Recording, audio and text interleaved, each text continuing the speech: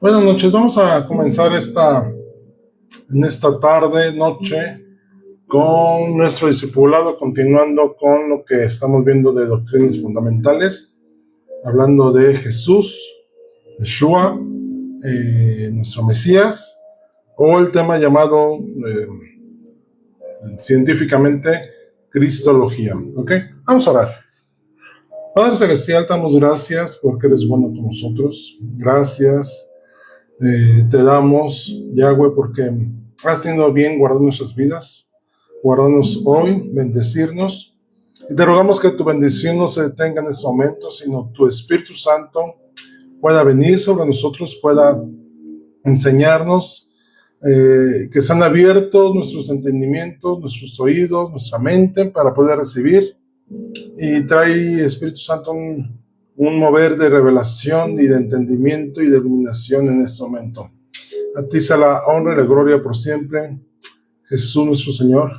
Amén. Muy bien.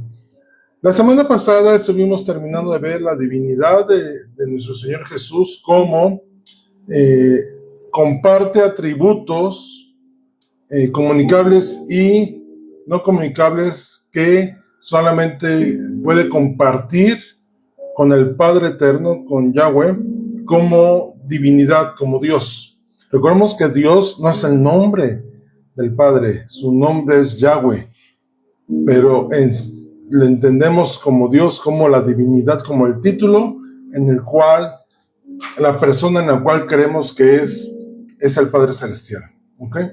Y entonces hoy vamos a seguir hablando sobre Yeshua, su hijo Jesús, el Mesías, y hoy vamos a hablar sobre su humanidad, historicidad, profecías y tipología.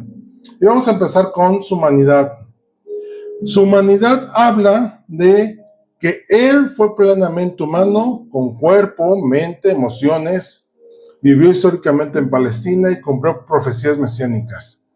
Siendo el mismo Dios, se hizo verdaderamente hombre sin dejar de ser Dios. Y esa parte a algunas personas les es complicado entenderlo. Recordemos lo que dice Filipenses, que él dejó su divinidad, dejó su gloria para venir a esta tierra, nacer como hombre, vivir como hombre, padecer como hombre, pero sin pecado. Todo lo que tú y yo hemos experimentado y vivido en toda nuestra vida, Jesús lo experimentó, pero él no pecó. Pero él nunca dejó de ser Dios mismo. Dios nunca dejó de lado su divinidad. Lo voy a decir así para que se entienda más. Dios nunca dejó de ser Yeshua, el Hijo de Dios Jesús. De hecho, Él es encarnado, Jesús es encarnado. ¿Y por qué se encarnó? Para salvar al hombre, identificarse con nosotros y redimirnos del pecado. Nuestra redención, recordemos que no viene por nuestras obras, no viene por nuestros pensamientos, no viene por nuestras buenas acciones, no viene ni siquiera por cumplir la ley, porque por eso vino Jesús, porque el hombre por la ley no pudo ser salvo. El estándar puesto por el Padre a través de la ley mosaica no permitía al hombre alcanzar el estatus de salvación y justificación, y por eso vino Jesús para darnos eso. En Juan 1:14 dice: y aquel verbo fue hecho carne y habitó entre nosotros, vivimos su gloria, gloria como del unigénito del Padre, lleno de gracia y de verdad.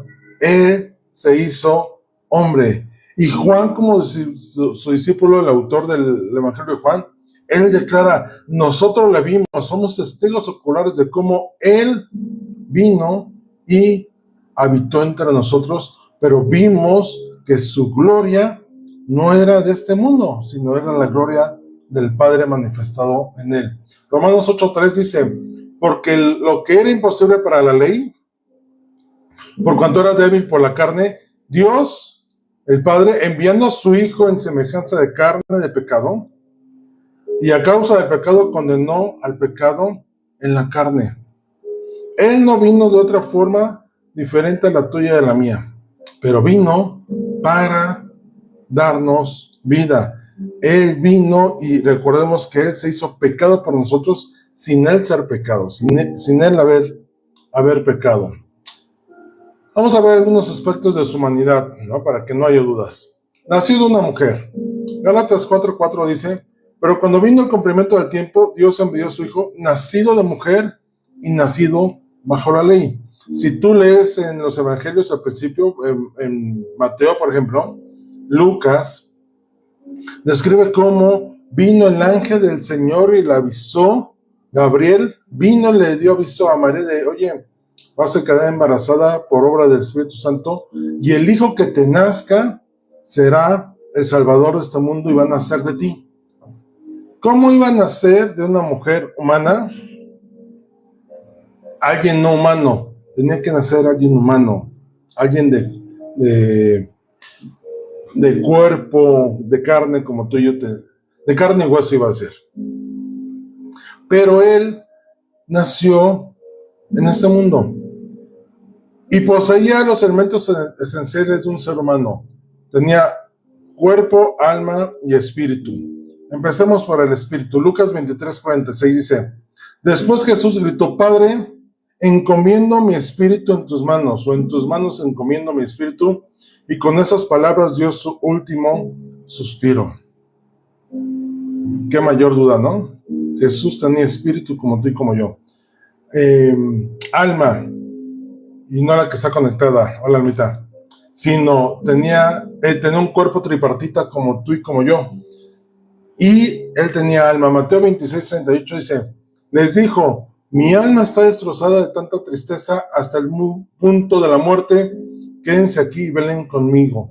Cuando Jesús estaba en el huerto, antes de padecer toda la pasión, valga la redundancia, de hecho pasión es padecimiento, antes de pasar por toda la pasión, Él les dijo: necesito orar y que me apoyen en oración porque mi alma está en angustia.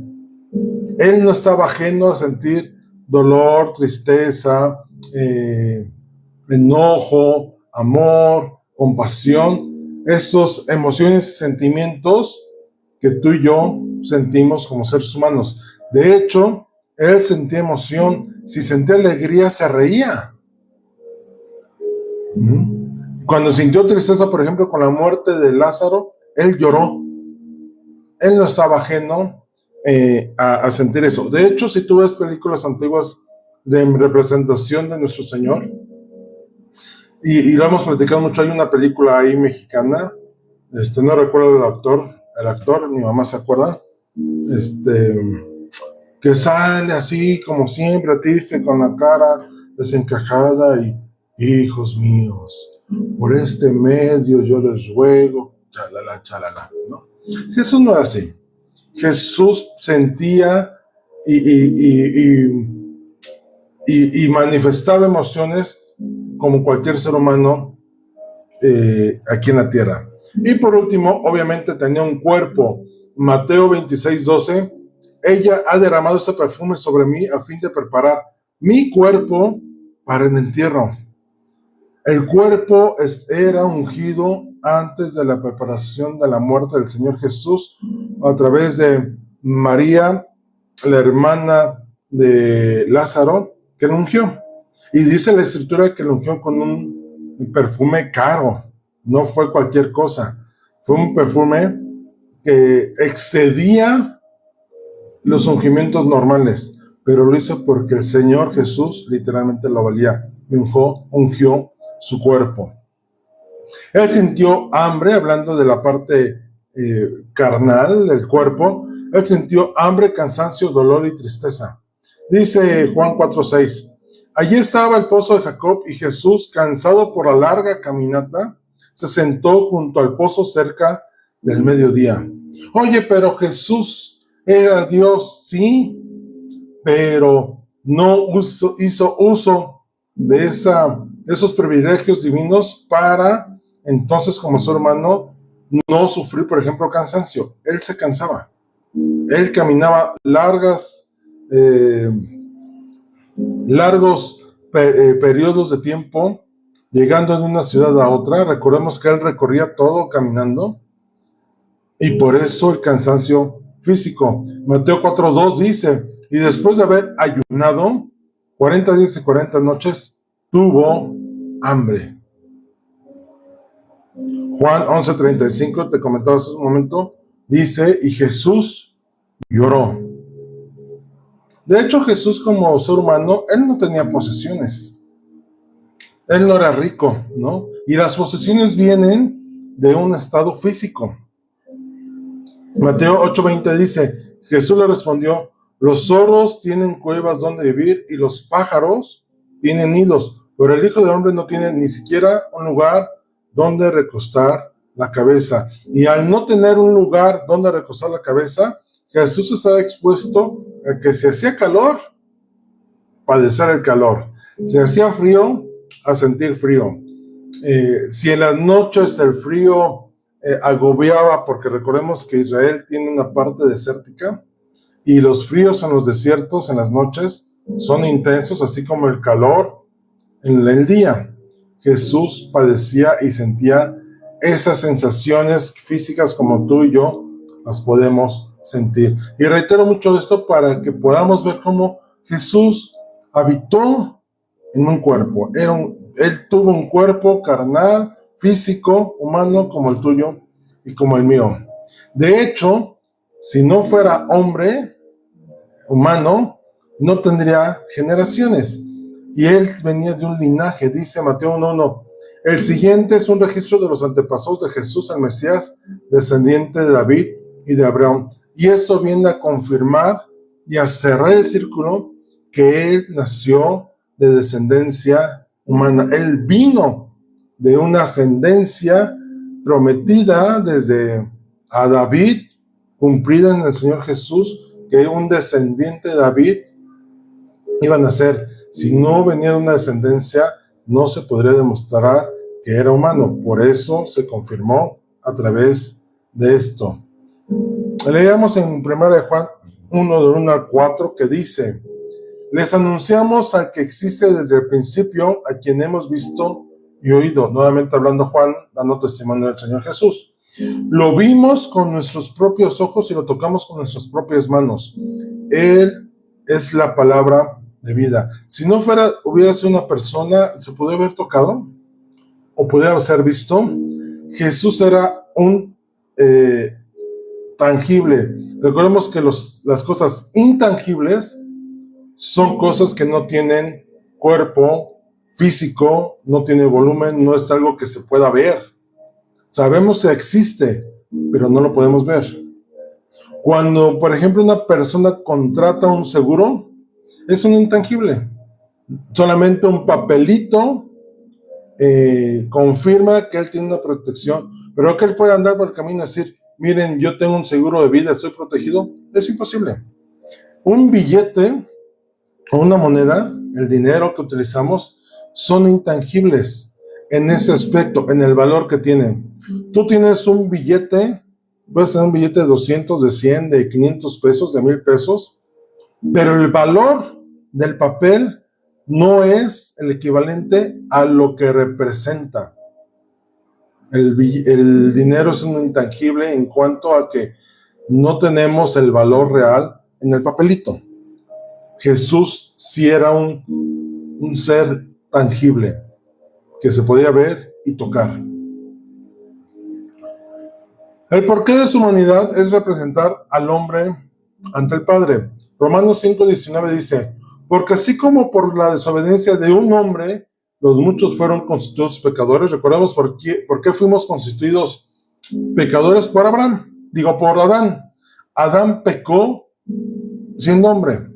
Y dice, así también por la obediencia de uno, esto es nuestro Señor Jesús, los muchos serán constituidos justos. No puede haber pecado terrenal si no es una persona.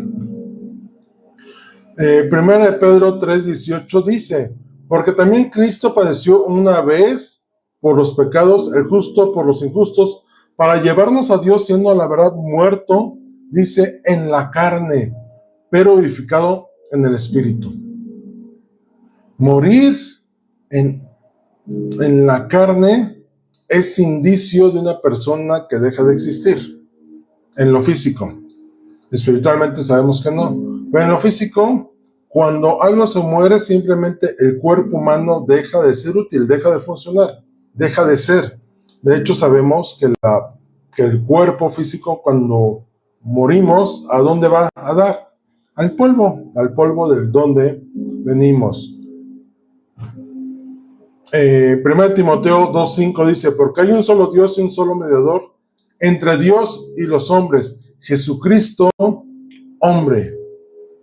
Solamente así es que podemos obtener salvación de un tangible que fue nuestro Señor Jesús, que vino aquí en la tierra. En la humanidad de nuestro Señor Jesús muestra el amor que tuvo el Padre por su creación. Sin su humanidad, sin que Él se hubiera hecho hombre, no habría redención. Sin su divinidad no habría poder para salvar. Era necesario que Él se hiciera hombre para entonces no parecer que llevaba ventaja al decir, cualquiera podría decir, pues como se manifestó como Dios y utilizó sus atributos divinos, por eso es que pudo vivir una vida sin pecado. No. Él vivió una vida terrenal como tú y yo. Vuelvo al punto y quiero que lo puedas dimensionar. Si tú tienes tentaciones, si tú tienes hambre, si tuviste sed, si has padecido frío, cansancio, si has llorado, si has sufrido por tentación, Él lo padeció. Él lo vivió. Y dice Hebreos que precisamente tenemos un sumo sacerdote, el cual no está ajeno a nuestros padecimientos, porque Él conoce cada una de las cosas que tenemos. Cuando Jesús fue tentado 40 días en el desierto, lo comentaba el otro día, no fue tentado solamente en 3 cosas, Él fue tentado en todo. Así que si tú dices, es que siento mucho dolor porque nadie entiende lo que sufro por mi tentación y por lo cual caigo, el Señor lo pasó. El Señor sí fue tentado sin pecado, pero Él padeció. ¿Tú crees que en esos días, por eso dice, al día 40 tuvo hambre? ¿Y qué dijo Satanás? Pues si tienes hambre, pues dile a la piedra que se convierta en pan. Si lo hubiera hecho uso de sus atributos divinos, es decir, conviértase en pan. Y no lo hizo. Vamos a ver su historicidad. Esto es la comprobación de que terrenalmente existió. Nació de María en Belén, Lucas 2:11. Dice, aconteció en aquellos días que se promulgó un edicto de parte de Augusto César que todo el mundo fuese empadronado. Ese primer censo se hizo siendo Cyrano gobernador de Siria, e iban todos para ser empadronados, cada uno a su ciudad, eso es, iban a ser censados. Y José subió a Galilea de la ciudad de Nazaret a Judea, a la ciudad de David, que se llama Belén, por cuanto era de la casa y familia de David, para ser empadronado con María su mujer, desposada con él, la cual estaba encinta. Y aconteció que estando ellos allí se cumplieron los días de su alumbramiento, y dio a luz a su hijo primogénito, y lo envolvió en pañales y lo acostó en un pesebre, porque no había lugar para ellos en el mesón. Lo que está diciendo aquí es que Jesús vivió en un tiempo en el cual, si ahorita tuviéramos acceso a esos registros, podríamos ver el nombre de José de Galilea, de Nazaret, perdón, ahí apuntado. Y que venía con María, y María venía embarazada. Hoy tenemos un documento que se llama Acta de Nacimiento, que comprueba que existimos, que somos reales. Y de hecho hay un documento que se llama Acta de Función, que certifica que ya no existimos. Si subimos en esos tiempos, ese documento del censo demostraba históricamente que Jesús estaba vivo. Josefo y Tácito, que eran historiadores de ese tiempo, no cristianos, conocían a Jesús pero no le creían, no eran conversos, dan testimonio de estos hechos históricos. Ellos dicen, sí, en ese tiempo, en tal año, hubo un censo hecho por el Imperio Romano en la tierra de Judea. Jesús vivió, enseñó, murió y resucitó en un contexto verificable del siglo I. Lucas 1:13, 1 del 1 al 3 dice, puesto que ya muchos han tratado de poner en orden la historia de las cosas que entre nosotros han sido ciertísimas, está hablando Lucas, el autor, tal como nos lo enseñaron los que desde el principio lo vieron con sus ojos y fueron ministros de la palabra, me has parecido también a mí, después de haber investigado con diligencia todas las cosas desde su origen, escribírtelas por orden, oh excelentísimo Teófilo.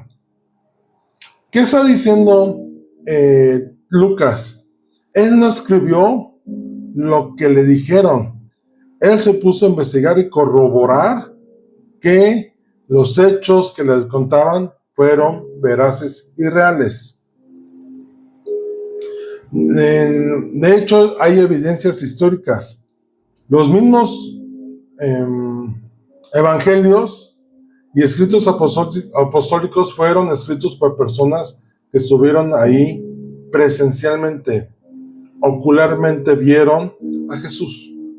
Ya lo comentamos en otra ocasión en bibliología, pero uno de los requisitos por los cuales los evangelios son reconocidos como evangelios es que fueron escritos por gente que estuvo presencial ahí, que supo de ellos, hablando de Juan y Mateo. Marcos recibió el testimonio directo de Pedro, según los teólogos. Y Lucas, que fue y andaba con Pablo, pues tenía acceso a todos los apóstoles que vivieron y estuvieron con él, para de propia voz y de primera mano decirle, esto ocurrió, eso pasó, sí, y esto. De hecho, te puedes imaginar a Lucas escuchando el testimonio de Juan y yendo con Tomás, por ejemplo, oye Tomás, fíjate que Juan me contó el tal pasaje y tal historia, y hablando a ti, y Tomás, sí, fíjate que sí, yo estaba ahí y ocurrió así, yo dije eso y aquello. Ese es el hecho de las evidencias históricas. Hay fuentes externas, te comentaba, como Tácito, menciona a Cristo ejecutado bajo Pilato, no es fuente bíblica, es fuente histórica, arqueológica. Flavio Josefo habla de Jesús llamado el Cristo. Plinio el joven y Suetonio también lo mencionan, y ellos eran historiadores, ellos registraban todo lo que pasaba. Cristo no pertenece al terreno de las ideas, sino a la historia real. No es una fábula, no es un invento. Jesús históricamente existió físicamente y hay pruebas científicas, ¿no? De hecho, no son pruebas científicas, se llaman pruebas judiciales. Hay un método científico y hay un método jurídico que es el que comprueba la existencia y la veracidad de las cosas. Su vida partió la historia en dos. De hecho, tan es real que recordemos que la historia tiene un AC antes de Cristo y un DC después de Cristo. 1 Corintios 15:14 dice, y si Cristo no resucitó, vana es entonces nuestra predicación, vana es también nuestra fe. Jesús resucitó y es real. Profecías. Hay más de 300 profecías del Antiguo Testamento anunciando su venida, su vida, su muerte y su resurrección. Y Él cumplió todas perfectamente y puntualmente. De hecho, te invito a que veas la enseñanza de domingo sobre Salmos, las profecías, y abordamos únicamente las profecías que venían en los Salmos, hablando del Señor Jesús, y veamos eso, hablaban de su muerte, de sus padecimientos, de su nacimiento y de su resurrección. Lucas 24:44 dice, y les dijo, estas son las palabras que os hablé estando aún con vosotros, que era necesario que se cumpliese todo lo que está escrito de mí en la ley de Moisés, en los profetas y en los salmos. Y ameritaría en su momento ver todas las profecías de los profetas. Al menos revisamos todas las que decían sobre los salmos y también las profecías que vienen en la ley de Moisés que hablan del Señor Jesús. Veamos algunos ejemplos de profecías cumplidas. Su nacimiento virginal, Isaías 7:14. Por tanto, el Señor mismo os dará una señal. He aquí que la Virgen concebirá y dará a luz un hijo y llamará su nombre Emmanuel. Su cumplimiento, Mateo 1:22 y 23. Todo esto aconteció para que se cumpliese lo dicho por el Señor por medio del profeta cuando dijo: He aquí una virgen concebirá y dará a luz un hijo y llamarás su nombre Emmanuel. Y ese tipo de profecías a mí me gusta mucho porque literalmente lo que dijeron lo repiten o lo mencionan. Otra profecía cumplida, nacimiento en Belén, Miqueas 5:2. Pero tú, Belén de Efrata, pequeña para estar entre las familias de Judá, de ti me saldrá el que será Señor en Israel, y sus salidas son desde el principio, desde los días de la eternidad. Cumplimiento, Mateo 2:1. Cuando Jesús nació en Belén de Judea, en días del rey Herodes vinieron del oriente a Jerusalén unos magos. Entrada triunfal, Zacarías 9:9. Alégrate mucho, hija de Sión, da voces de júbilo, hija de Jerusalén. He aquí tu rey vendrá a ti, justo y salvador, humilde y cabalgando sobre un asno, sobre un pollino, hijo de una asna. Y la característica de un pollino es que era una cría de asna sin haber sido cabalgada, o cabalgado más bien, a ser macho, sin uso. Mateo 21:5. Todo esto aconteció para que se cumpliese lo dicho por el profeta cuando dijo: decir a la hija de Sión, he aquí tu rey viene a ti, manso y sentado sobre un asna, sobre un pollino, hijo de animal de carga. Cuando los autores de los evangelios, por ejemplo, escribieron sus escritos, les fue revelado, les vino el entendimiento de entender que hablaban de profecías cumplidas en el Señor Jesús. Otra profecía cumplida, vamos a ver 6, vamos en la cuarta. Traicionado por 30 monedas, Zacarías 11:12, dice: y les dije, si os parece bien, dadme mi salario, y si no, dejadlo. Y pesaron por mi salario 30 piezas de plata. Cumplimiento, Mateo 26:15, y les dijo: ¿qué me queréis dar? Y yo os lo entregaré, y ellos le asignaron 30 piezas de plata. Su muerte vicaria, Isaías 53, léelo todo, habla sobre el Señor, cómo sufrió, Él llevó nuestras enfermedades, subió quebranto. Dice, verso 3, despreciado y desechado entre los hombres, varón de dolores, experimentado en quebranto, y como que escondimos de él el rostro, fue menospreciado y no lo estimamos. Si lees todo el capítulo 53, habla sobre los padecimientos del Mesías. Hechos 8, 32 y 35 dice: el pasaje de la escritura que leía era este: como oveja a la muerte fue llevado, y como cordero mudo delante del que lo trasquila, así no abrió su boca. En su humillación no se le hizo justicia, mas en su generación, ¿quién le contará? Porque fue quitado de la tierra su vida.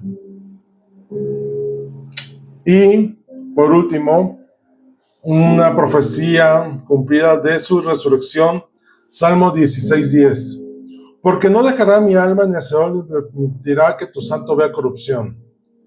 Hechos 2:1 dice: viéndolo antes, habló de la resurrección de Cristo, que su alma no fue dejada en el Hades, ni su carne vio corrupción.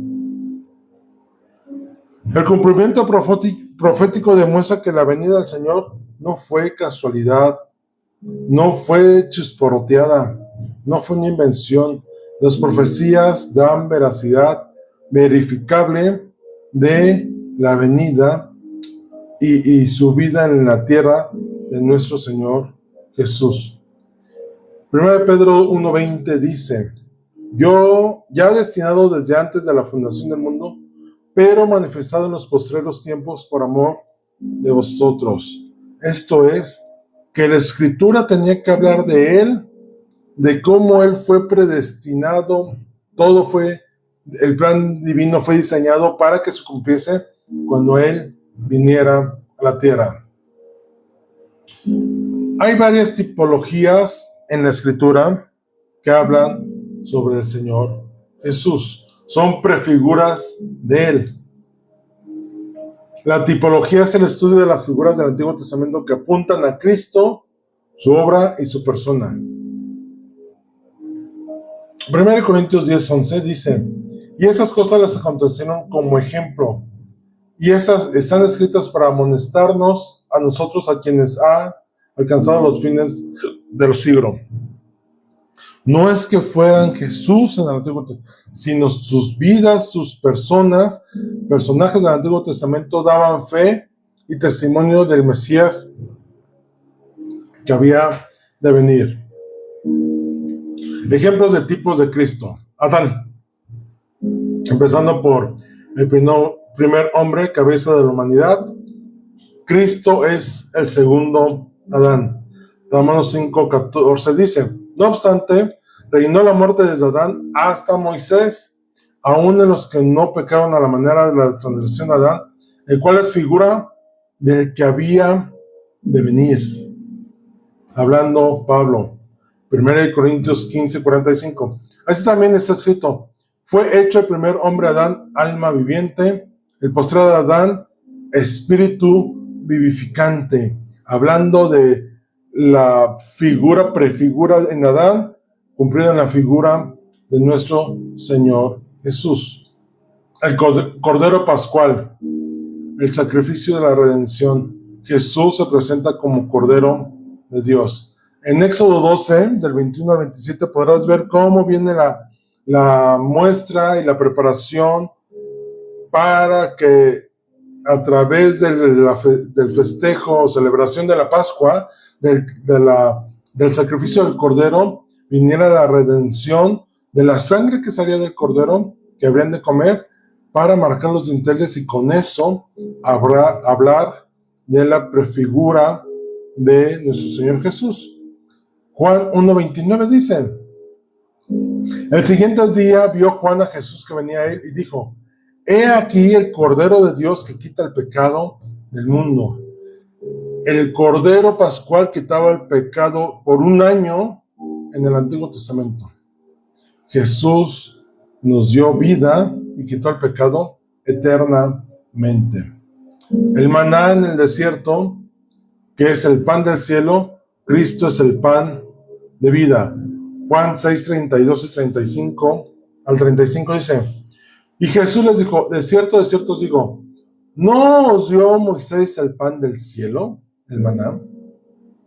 Mas mi Padre os da el verdadero pan del cielo, porque el pan de Dios es aquel que descendió del cielo y da vida al mundo. Le dijeron, Señor, danos siempre este pan. Jesús les dijo, yo soy el pan de vida. El que a mí viene nunca tendrá hambre y el que en mí cree no tendrá sed jamás. Jesús, el pueblo se sentía grande cuando decía, es que comimos maná en el desierto, pan del cielo. Y Jesús les dice, yo soy el pan de vida. El verdadero pan de vida descendió para que ustedes no mueran, tengan alimento. Isaac es otro ejemplo de una prefigura o tipología de nuestro Señor Jesús. Fue el hijo ofrecido por su padre. Jesús, el hijo entregado. Génesis 22, lee todo el capítulo, habla la historia de cómo Abraham fue probado en su fidelidad y amor al Padre, aún sacrificando a su hijo. ¿Y sabes qué? Fue bien visto delante del Señor, que no se rehusó. Romanos 8:32 dice, el que no escatimó ni a su propio hijo, como Abraham, sino que lo entregó por todos nosotros, Abraham estaba dispuesto a entregar a su hijo Isaac. ¿Cómo no nos dará también con él todas las cosas? Jesús vino a ser Isaac vino a ser el ejemplo perfecto de cómo Jesús fue sacrificado y iba a morir por obediencia. ¿Y ustedes creen que Abraham no sentía dolor? Pues era su hijo. Así el Padre Celestial cuando su hijo Jesús fue crucificado en la cruz. José es otro tipo de tipología de nuestro Señor Jesús. Fue rechazado y después fue exaltado. Cristo fue rechazado y después glorificado. ¿Recuerdas la historia de José? Ahí lo puedes leer de Génesis 37 al 50. Cómo él por sus hermanos fue desechado. Le tuvieron envidia, dijeron, ¿tú por qué te crees más que nosotros? ¿Por qué nos habríamos de postrar ante ti? ¿Quién eres tú? Tú eres el consentido de papá, etcétera, etcétera. Planearon su muerte, no lo pudieron matar, lo vendieron como esclavo.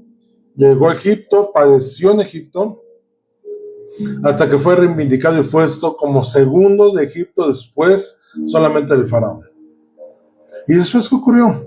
Vinieron sus hermanos a pedirle comida, literal.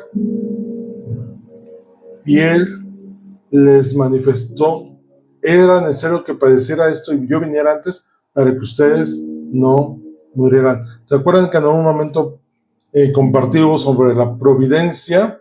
Este plan de Dios, del Padre Celestial, en el cual para llegar a un objetivo tiene todo planificado para llegar a ese objetivo, y esa es providencia. Así fue con José. Jesús, nuestro Señor, fue rechazado por los hombres para después ser exaltado. Filipenses 2:9 al 11 dice: por lo cual Dios también lo exaltó a lo sumo, o sea, a lo más grande lo exaltó y le dio un nombre que es sobre todo nombre, para que en el nombre de Jesús se doble toda rodilla de los que están en los cielos y en la tierra y debajo de la tierra, y toda lengua confiesa que Jesucristo es el Señor, para la gloria de Dios Padre. Todo aquel que le rechazó va a llegar el momento que va a decir: híjole, si era quien dijo que era y no le creí. Y voy a confesar y declarar que Jesús es Señor. Y lo rechacé. ¿Te imaginas esa imagen en un futuro de esas personas que rechazaron al Señor Jesús y que van a morir habiéndolo rechazado? Llegará el momento que le dirán: si era cierto, yo creí que era una broma, yo creí que no era verdad, y si es verdad. Jesús también tiene una tipología en el tabernáculo, la morada divina. Cristo es la presencia de Dios entre los hombres. Esta palabra en Juan 1:14 que significa que tabernaculizó, y esto es que hizo su tienda en medio de nosotros. Lo lees en Juan 1:14, ya lo leímos. Cuando el tabernáculo en el Antiguo Testamento fue puesto en medio del pueblo, era literalmente en medio del pueblo. Esto es, se establecía el tabernáculo y se ponían 3 tribus al norte, 3 al sur, 3 al este y 3 al oeste, de forma que el tabernáculo quedaba en medio. No al lado, no a orillas. ¿Has visto la imagen cuando le dicen a alguien, o te han dicho a ti a lo mejor: oye, intégrate? Y esto viene porque están todas las personas reunidas en una mesa y tú estás sentado en otro lado. El tabernáculo no estaba así.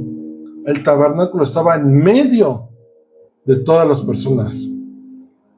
Cuando Jesús vino y tabernaculizó en medio de nosotros, se hizo tabernáculo, habitó entre nosotros. No habitó fuera de nosotros, habitó entre nosotros. Se hizo como nosotros. A eso se refiere. Y eso lo puedes ver en Hebreos 9, no lo voy a leer, todo el capítulo lo puedes ver ahí, cómo Él habitó entre nosotros. Otra figura es como sumo sacerdote.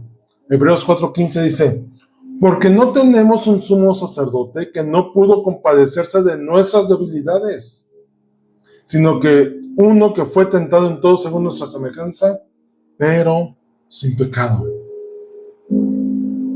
Él, como sumo sacerdote, se presenta delante del Padre intercediendo por nosotros, y esa figura doble es Él intercede y se presenta intercediendo por nosotros, y Él mismo se sacrifica para darnos redención ante el Padre.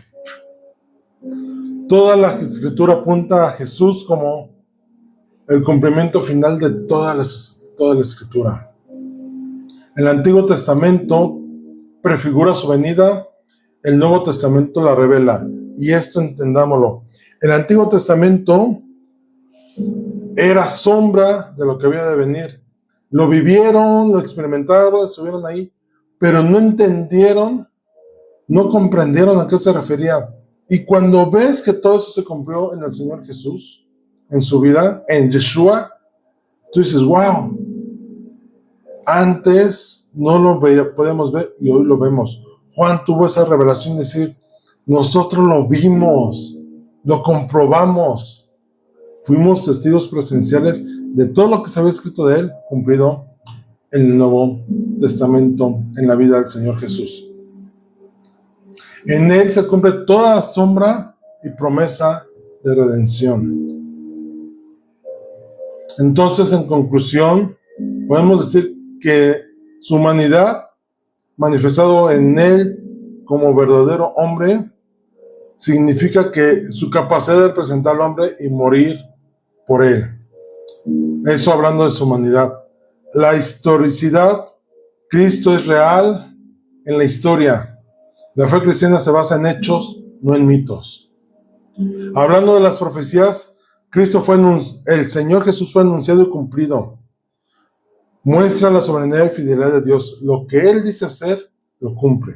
Y su tipología, Jesús como cumplimiento total, toda la Escritura apunta a Él. De hecho, por eso, lo que hemos estado enseñando y compartiendo los domingos en las reuniones presenciales es en todos los libros de la palabra de la Escritura ver cómo el Señor se manifiesta.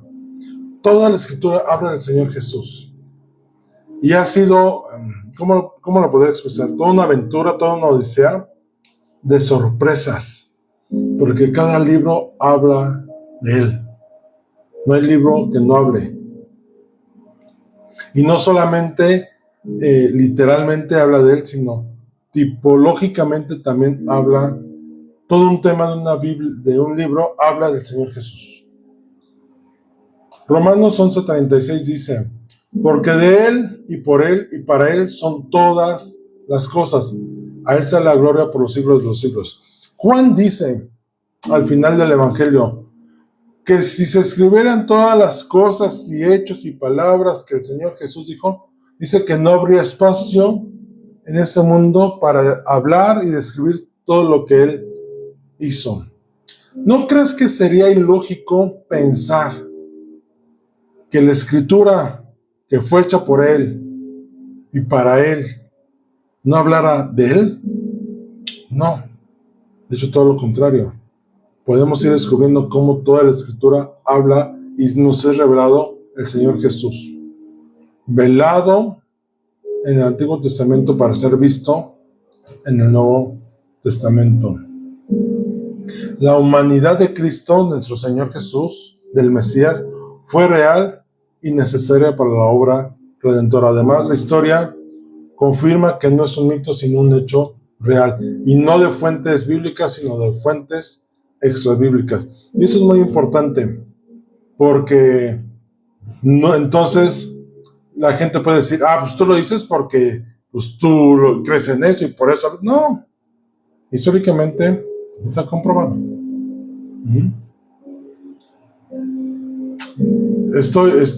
Vamos a ver este tema, si nos da tiempo. Jesucristo, Dios, hombre.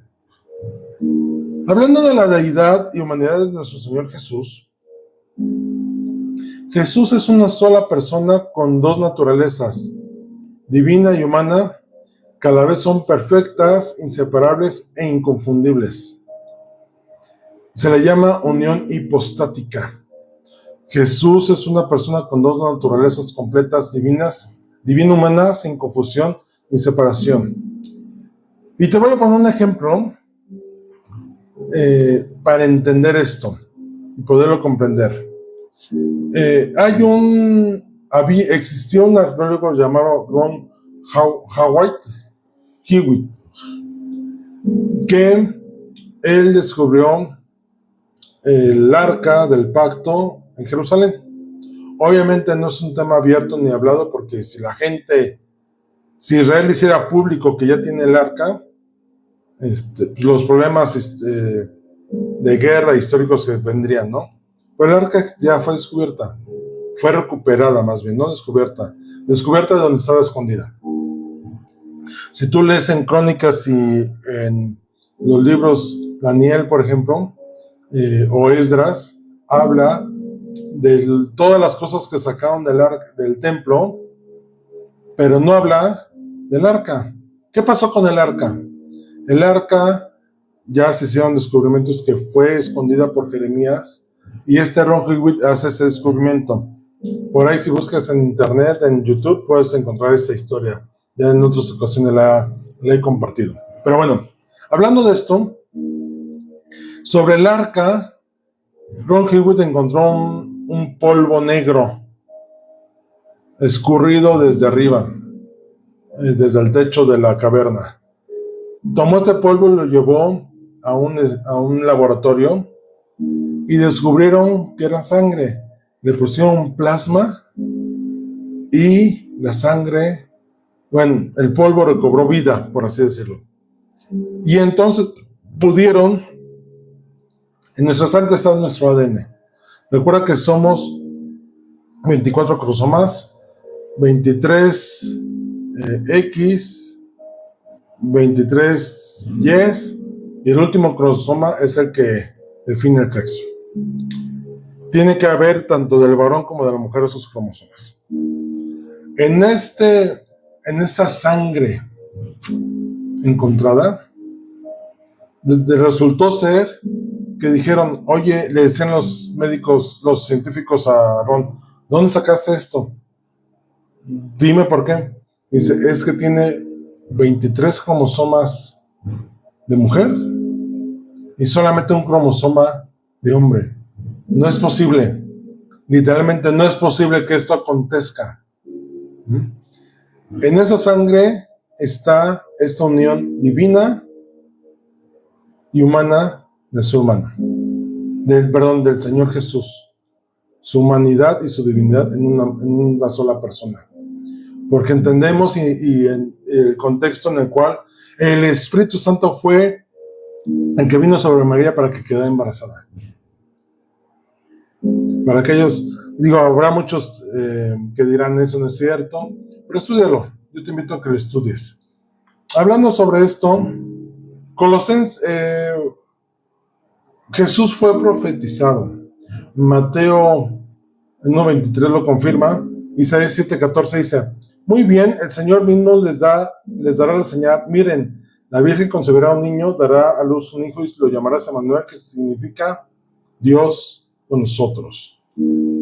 Profetizado, revelado, Juan 1:14, ya lo leímos, que Él habitó entre nosotros.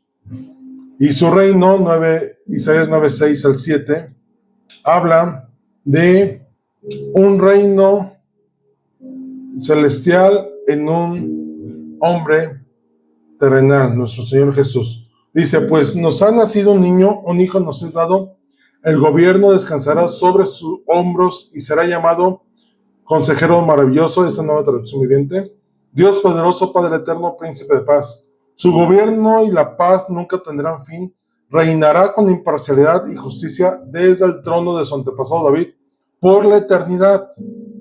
Y está hablando de un niño nacido físicamente, pero está hablando de un reino eterno. El ferviente compromiso del Señor de los ejércitos celestiales hará que esto suceda. Completamente hombre y completamente Dios. Y ambas naturalezas se complementan completamente. De hecho, hay un pasaje bíblico que a mí me asombra mucho. Cuando Jesús es llevado a los 12 años y vas a graduarse, que va ante el Sanedrín como era la costumbre para comprobar que conocía la ley y los mandamientos.